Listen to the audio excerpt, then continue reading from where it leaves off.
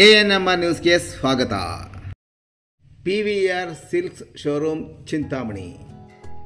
ಇನ್ನು ಸದರಿ ಮಳಿಗೆಯ 1ನೇ ಮಹಡಿಯಲ್ಲಿ ಎಲ್ಲ ತರಹದ ರೇಷ್ಮೆ ಸೀರೆಗಳು ಸಹ ದೊರೆಯುತ್ತದೆ.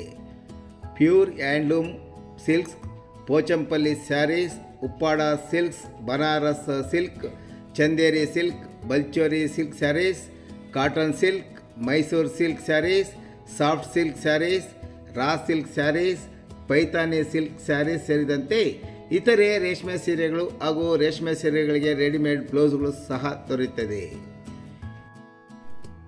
ಸಂಪರ್ಕಿಸಿ PVR ಸಿಲ್ಕ್ ಶೋರೂಮ್, ಶಿಡ್ಲಘಟ್ಟ ರಸ್ತೆ, ಬಾಗೇಪಲ್ಲಿ ವೃತ್ತದ ಸಮೀಪ, 35ನೇ ವಾರ್ಡ್, ತಿಮ್ಮಸಂದ್ರ, ಚಿಂತಾಮಣಿ.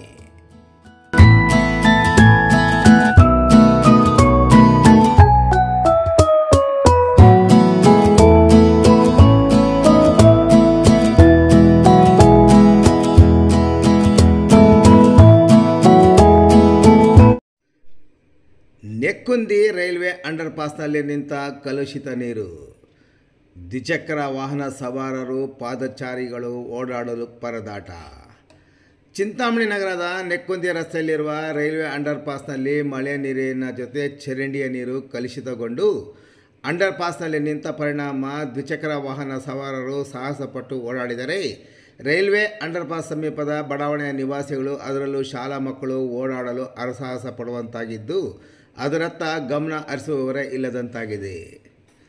ಕಳೆದ 3 ದಿನಗಳ ಹಿಂದೆ ನಗರದಲ್ಲಿ ಬಿದ್ದ ಮಳೆ ನೀರು ಚರಂಡಿಗಳು ತುಂಬಿ ನಗರದ ನೆಕ್ಕುಂದಿ ರೈಲ್ವೆ ಸ್ಟೇಷನ್ ಸಮೀಪದ ರೈಲ್ವೆ ಅಂಡರ್ ಪಾಸ್ನಲ್ಲಿ ನೀರು ನಿಂತ ಪರಿಣಾಮ ವಾಯುಪುತ್ರ ನಗರ, ಬುಕ್ಕನಹಳ್ಳಿ, ಮುಂತಕದ್ರೇನಹಳ್ಳಿ, ಬುಕ್ಕನಹಳ್ಳಿ, ತಿಮ್ಮಸಂದ್ರ ಸೇರಿದಂತೆ ಮತ್ತಿತರ ಗ್ರಾಮಸ್ಥರು ಓಡಾಡಲು ಸುಮಾರು 1 ಗಂಟೆಗೂ ಹೆಚ್ಚು ಕಾಲ ಪರದಾಡಿದ ಘಟನೆ ನಡೆಯಿತು.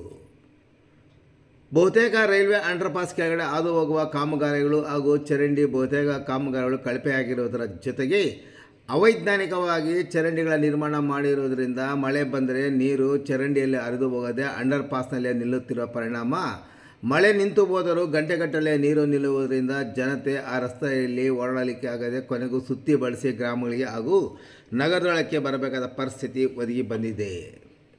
ಇನ್ನು ಮಳೆ ಬಿದ್ದು 3 ದಿನಗಳು ಕಳೆದಿದ್ದು ಚರಂಡಿಯ ನೀರು ಸದರಿ ರೈಲ್ವೆ ಅಂಡರ್ ಪಾಸ್ನಲ್ಲಿ ಹರಿಯುತ್ತಿದ್ದು ಸದರಿ ಬಡಾವಣೆಯ ಮತ್ತು ಗ್ರಾಮಗಳಿಗೆ ಹೋಗುವವರು ಹರಸಾಹಸ ಪಟ್ಟರು ಗಮನ ಹರಿಸುವವರೇ ಇಲ್ಲದಂತಾಗಿದೆ.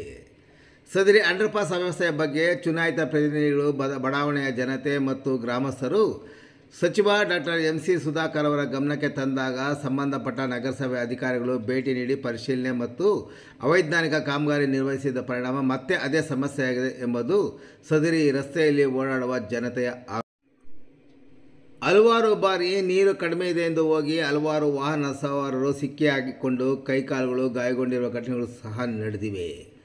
ಸಂಬಂಧಪಟ್ಟ ಅಧಿಕಾರಿಗಳಿಗೆ ಚುನಾಯಿತ ಪ್ರತಿನಿಧಿಗಳು ಹಲವಾರು ಬಾರಿ ಮನವಿ ಸಲ್ಲಿಸಿದರೂ ಶಾಶ್ವತವಾದ ಸಮಸ್ಯೆ ನಿವಾರಣೆಯಾಗುವ ಕಾಮಗಾರಿ ಆಗಿಲ್ಲ. ಚುನಾಯಿತ ಪ್ರತಿನಿಧಿಗಳಿಗೆ ಮತ್ತು ಅಧಿಕಾರಿಗಳಿಗೆ ಇಡೀ ಶಾಪ ಹಾಕುತ್ತಿದ್ದಾರೆ ಅಲ್ಲಿನ ಜನತೆ. ಇನ್ನಾದರೂ ಸಂಬಂಧಪಟ್ಟವರು ಇತ್ತ ಗಮನ ಹರಿಸುವವರೇ ಎಂಬುದನ್ನು ಕಾದು ನೋಡಬೇಕಾಗಿದೆ.